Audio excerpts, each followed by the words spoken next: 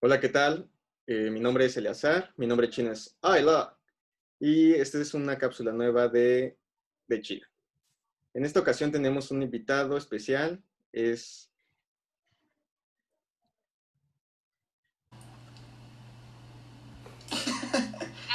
Danae Moreno, por favor, preséntate. Soy Danae, soy estudiante de sexto semestre de Relaciones Internacionales y pues ya. Me gustaría preguntarte, Danae, ¿cómo fue tu experiencia al empezar el chino? O sea, si tuviste alguna influencia, qué días tenías, qué cosas te inspiraron a poder buscar esta parte de aprender chino. Bueno, fue más un impulso que una decisión muy planeada porque yo a mis 16, 17 años eh, tenía la idea, tuve la idea de estudiar Relaciones Internacionales. Entonces dije, bueno, ¿qué idioma puedo aprender para expandir pues sí, mi conocimiento, además de inglés, porque yo ya hablaba inglés para ese entonces. Entonces, la primera opción, evidentemente, fue francés, ¿no? Y luego, pero a mí el francés nunca me ha llamado, ¿no? Y buscando el catálogo de opciones para alumnos de la UNAM, vi el Instituto Confucio, ¿no? Y pues ya, o sea, llamé, pregunté cómo estaban las cosas y fue como de un momento a otro que decidí, sí, sí quiero estudiar China, ¿no? Para eso yo también ya tenía como un cierto interés en la cultura asiática. Entonces dije, bueno, si me interesa y está padre, pues, ¿por qué no, no? Y mi primer pensamiento fue, se supone que es difícil, ¿no? Entonces, pues lo empiezo antes y tengo como más tiempo de ir, ¿cómo decirlo? Como de ir perfeccionándolo, ¿no? Porque pues yo entré al Instituto Confucio a los 17, entonces, pues sí, según yo tenía mucho tiempo, ¿no? Y todavía era joven. Entonces, pues dije, pues es difícil y ya, y pues tengo más tiempo, ¿no? Después, ya pensando en lo mejor, dije, bueno, es que no me voy a... Porque siento que nos pasa mucho, ¿no? O le pasa a mucha gente cuando empieza a aprender otro idioma, ¿no? Y dices, es que es difícil. Entonces intenté no sugestionarme a mí misma diciéndome que era difícil y dije, bueno, voy a ver qué pasa, ¿no? Y pues técnicamente los primeros niveles de chino no son tan demandantes como los últimos, o los últimos que yo cursé. Entonces me fui haciendo la idea de que no era tan difícil y que yo podía hacerlo, ¿no? O sea, como echándome ánimos a mí misma. Y pues finalmente creo que fue eso, un interés previo en la cultura asiática y pues también un impulso y que lo consideré en un momento parte de mi formación académica. Ok. Pues a partir de eso que me vas comentando, que está muy interesante, me gustaría como hacerte unas preguntas con respecto a... Nos comentas que hay un lugar que se llama Instituto Confucio, que es un organismo de Hampan, que es el que se encarga de en cada distinto país o sede colocar como estas escuelas oficiales en donde puedes ir a estudiar chino. Una de mis preguntas es, ¿para ti era importante que este lugar fuese oficial o pudiste haber escogido otras etapas? La otra es, ¿ha cambiado la oferta? ¿Sientes que ahora hay como más escuelas en donde aprender? No solo Hampan. Y la tercera, ¿cómo fue tu parte de, como de, me parece que el idioma tiene un costo, ¿no? Que no es, que sí es bajo, pero al mismo tiempo hay que estar, los distintos niveles hay que estar invirtiendo dinero. ¿Cómo fue esta experiencia? ¿Tuviste apoyo de familia o ahorraste dinero? ¿Cómo fue todo esto? A ver, en las primeras preguntas sí, sí Hay era otras importante escuelas para que mí también que fuera te oficial. enseñan y te preparan para aprender el idioma, pero una parte importante fue la cuestión de las certificaciones, ¿no? Porque de por sí yo ya me había tardado para certificar el inglés, entonces también la certificación del chino también me interesaba mucho. Entonces, teniendo esas conexiones institucionales, para mí sí era muy importante. Y sobre todo le da un, ¿cómo decirlo? Como un cierto nivel de, como de rigor, vamos a decirlo. Reconocimiento, más bien, le da un cierto reconocimiento, ¿no? Y pues eso, aparte el Instituto Confucial que yo fui está afiliado a la UNAM, entonces también eso fue una parte importante. De la, Necesitas estar inscrito a la UNAM para poder participar en el no, instituto?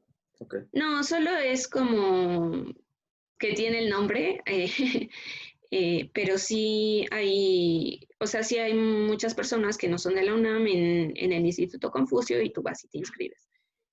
Sí recibí apoyo de mi familia, sí.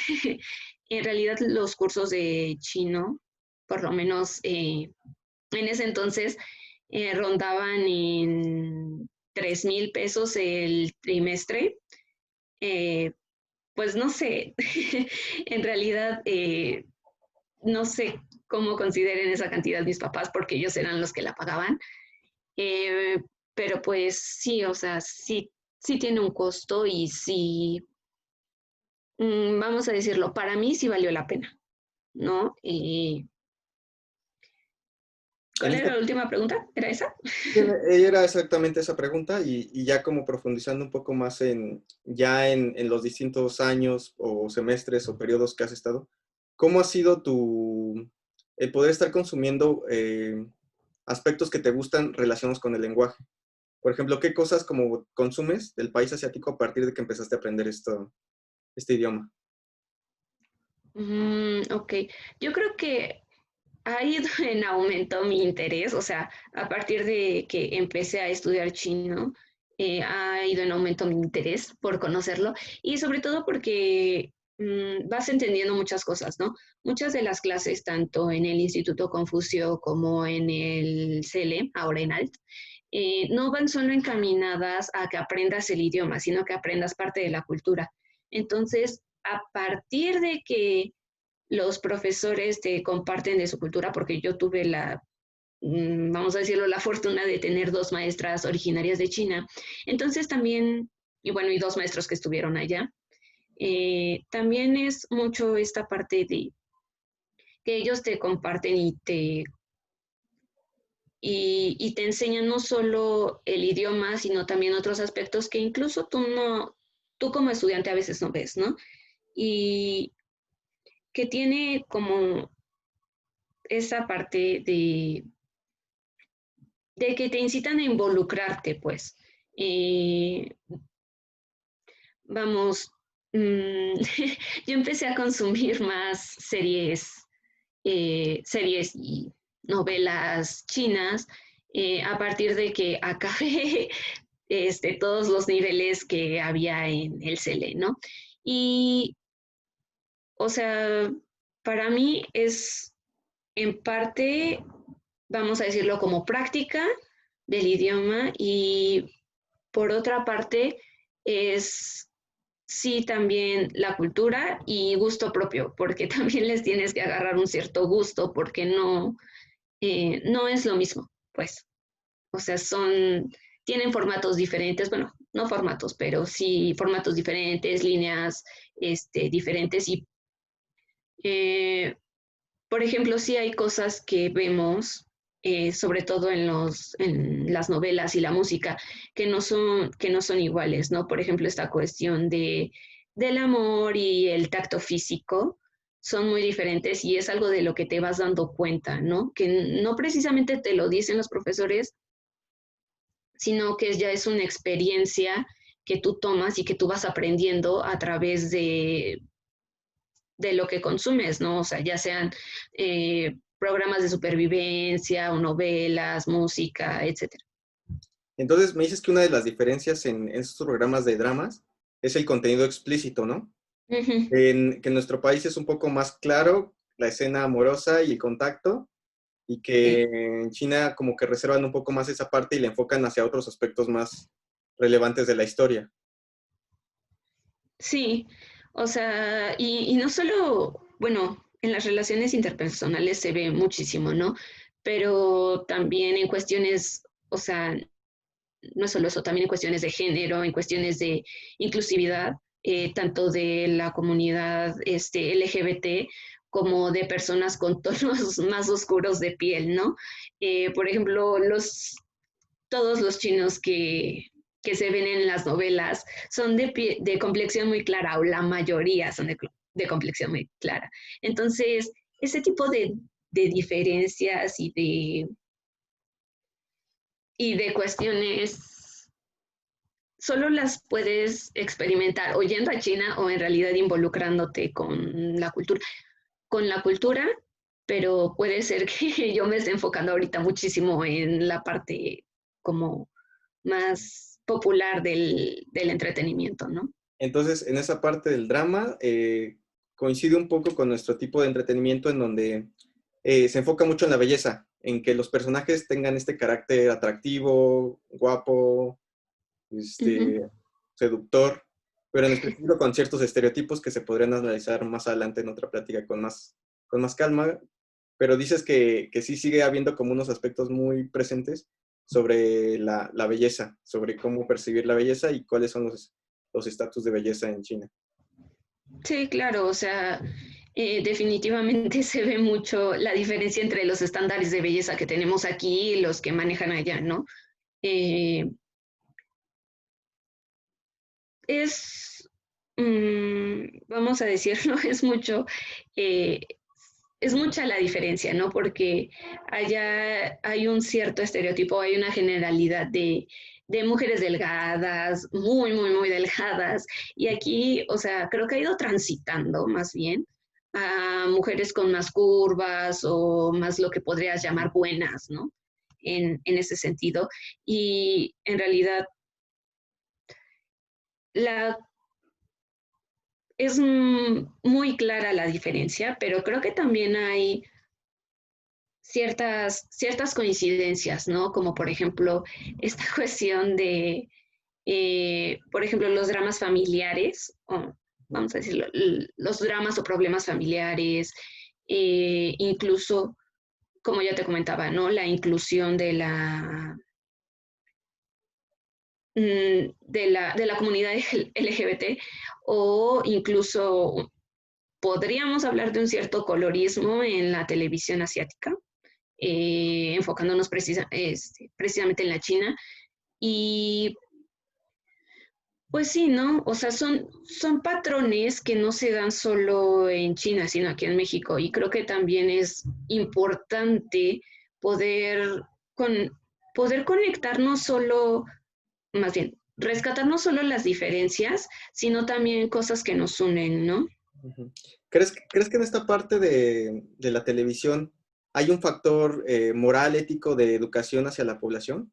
¿Crees que tengan estos tipos de dramas familiares contengan como esa parte de que en donde el papá se tiene que dirigir de cierta forma, la mamá de cierta forma, en donde como esta parte de decir, estos son los buenos valores del Partido Comunista? ¿Crees que sigue habiendo ese tipo de influencia o es más Del libertad? Partido Comunista no estoy muy segura, pero híjole, es que la cuestión con el Partido Comunista es que sí tiene mucha influencia, ¿no? Y sí tiene muchísimos valores, pero hay una clara diferencia entre los valores que dice tener el Partido Comunista y los que en realidad tiene, ¿no? Y bueno, creo que moralmente y éticamente sí, sí podemos hablar de una cierta enseñanza de valores, pero creo que van muchísimo más orientados a tu dirección como persona. Y bueno, creo que la mayoría de novelas que yo he visto son como más romanticonas, pero sí, ¿no? Como a esta forma de conducirte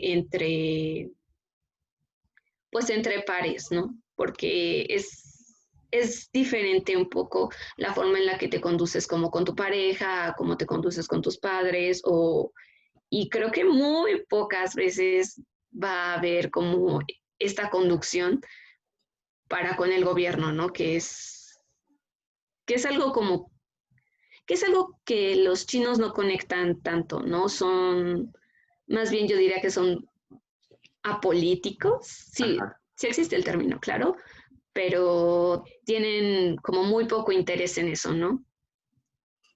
listo. Y bueno, ya para ir concluyendo, ¿hay algún tipo de secreto que nos compartas sobre cómo consumes este tipo de novelas? Y en específico, si nos puedes contar cómo, cuando empezaste a estudiarlo, si ha ido transformando y hay más oferta o hay más disponibilidad de este tipo de Ujú. productos. O sea, ¿cómo podemos consumirlos nosotros?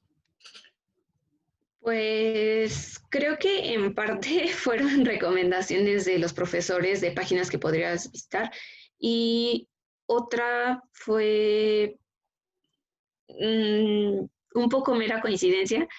Eh, Normalmente a mí me salen como muchos anuncios de, de series chinas, ¿En de qué plataformas plataforma? chinas, cuestiones. ¿En qué Sí, plataformas? ¿En Facebook? ¿cuál está? Ajá. Sí, Wow. sí, O también sea, plataformas. hay este tipo de interés por los chinos para que la gente en nuestro país empiece a consumir, ¿cierto? Sí, sí, claro. Eh, y sobre todo me ha sorprendido mucho que en los últimos años, ya estoy hablando de unos, bueno, no, sí, como de quizás 1 o 2 años para acá, he visto y me ha sorprendido que haya subtítulos en español para las series chinas, ¿no? A mí es algo que verdaderamente me saca bastante de onda, porque pues normalmente todo ese contenido o lo que yo había consumido en los primeros años que empecé a estudiar chino fue en inglés, ¿no? Totalmente en inglés y como que no había de otra. Pero me he sorprendido con que ahora hay subtítulos en español y pues no es que tú digas nada más en tal plataforma o en tal otra, ¿no?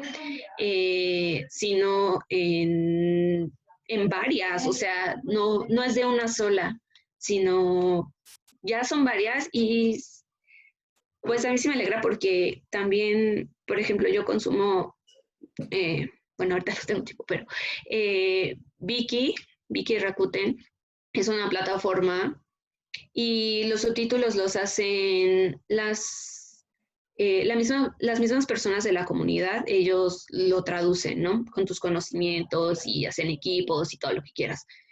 Pero pues la mayoría solo están, no sé, inglés o francés. Y últimamente ya se ha estado abriendo a más idiomas y también en YouTube hay páginas de plataformas de entretenimiento que también han abierto para que cualquiera subtitule, ¿no? Entonces eso abre muchísimo, no solo a que tú como estudiante de chino lo consumas, sino que tú como cualquier persona puedas ver una serie en YouTube, ¿no?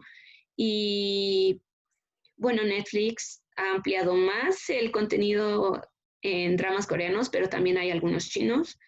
Y pues ya, otra de las plataformas es ITE y también, o sea, no he visto dramas en esta plataforma, pero pues también tiene subtítulos en español y programas de supervivencia en español. Y a mí se me hace, bueno, subtitulados en español, pues. Y a mí se me hace muy interesante y muy padre que se pueda abrir como ese contenido, no a personas que ya hablen el inglés, sino personas que solo hablen español, ¿no? Claro, entonces es una gran noticia que tenemos el que podamos consumir este tipo de cultura sin necesariamente aprender el idioma y se ha ido transformando la oferta que tenemos de distintas plataformas y distintos contenidos que tenemos. Y pues solamente hay que estarlos buscando y detectando para poder encontrar el mejor contenido que más podemos disfrutar, ¿no? Pero como que ya esta parte de ya no solo consumir cosas de Estados Unidos, sino también de la otra parte que es China y su contenido que nos pueden dar, ¿no? Sí, claro. Y sobre todo porque creo que a nosotros como hispanohablantes es muchísimo más fácil en ciertas ocasiones leer subtítulos en español que es tu idioma natal y y poder conectarlo con el chino, porque después hacer, si dominas el inglés, tienes que hacer como la traducción del inglés del chino al inglés, del inglés al español. Entonces pasa como, vamos a decirlo como por muchos filtros, que en realidad no son filtros, pero por muchos cambios, ¿no? Y pues quieras que no se distorsiona. Entonces hacer el cambio directo, igual es muy padre y también como estudiante a mí me ha parecido muy fructífero. Hay plataformas que incluso tienen modo de aprendizaje, entonces también es padre poder acceder a esas herramientas. Bueno, pues listo, Danae, muchísimas gracias por tus conocimientos, por tus aportaciones. Creo que hoy aprendimos un poco más de cómo se ha ido transformando todo esto de la cultura china hacia nosotros. Y pues principalmente las buenas noticias que es que ya cada vez tenemos más programas con subtitulados en español y así no tenemos que pasar por los doblajes en inglés y a veces, muchas veces cuando estás aprendiendo el idioma, pues aprovechar esta dinámica de descubrir realmente la esencia y el origen del lenguaje. Y pues en Sí, este caso, claro, el acceso. el acceso y es más fácil. Y pues ya por lo pronto sería todo. Y pues te agradezco Sí, mucho tu entrevista, Danae, fue muy divertida, fue muy entretenida. Y pues nos estamos gracias. viendo en próximas cápsulas. Sí, nos vemos. Gracias. Hasta luego. Bye.